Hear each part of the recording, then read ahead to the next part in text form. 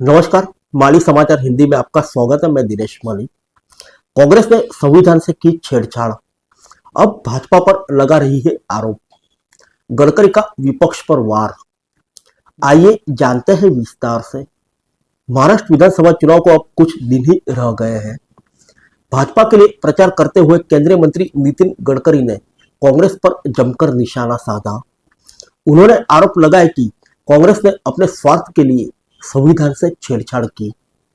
सोमवार को भारतीय जनता पार्टी के उम्मीदवार चरण सिंह ठाकुर के लिए प्रचार करते हुए गडकरी ने एक रैली को संबोधित किया।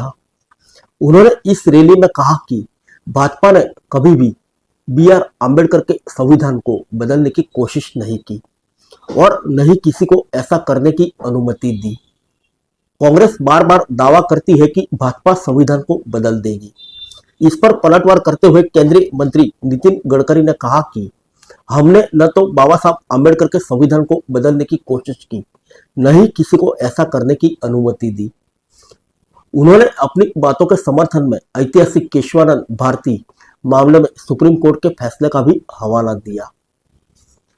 गडकरी ने कहा, संविधान की प्रमुख विशेषताएं जैसी अभिव्यक्ति की स्वतंत्रता, लोकतंत्र, समाजवाद, धर्मनिरपेक्षता और मौलिक अधिकार को कोई भी नहीं बदल सकता। आपातकाल के दौरान इंदिरा गांधी ने संविधान को बिगाड़ने की कोशिश की। देश के इतिहास में यह कांग्रेस ही थी जिसने संविधान को नष्ट करने का पाप किया और अब वे हम पर आरोप लगा रहे हैं। छत्रपति शिवाजी महाराज की प्रशंसा करते हुए भाजपा नेता ने कहा कि सम्राट ने लोगों को भगवान राम के राम राज्य के समान शिवशाही दी, जिसके बारे में महात्मा गांधी हमेशा कहते थे कि इसे देश में स्थापित किया जाना चाहिए। उन्होंने कहा, अगर आप राम राज्य स्थापित करना चाहते हैं तो यह नेताओं के हाथ में नहीं बल्कि लोगों के हाथ में है। जाति, धर्म और भाषा के आधार पर वोट न दें।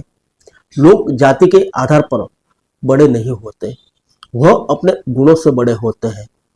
छुआछूत और जातिवाद को नष्ट कर देना चाहिए।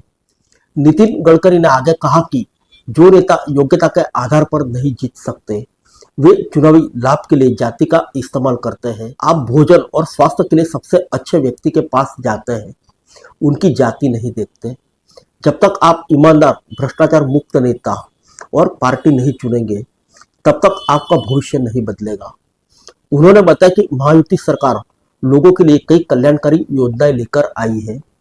उन्होंने पूछा कि क्या इनमें से किसी में यह शर्त है कि मुसलमान और दलित आवेदन नहीं कर सकते।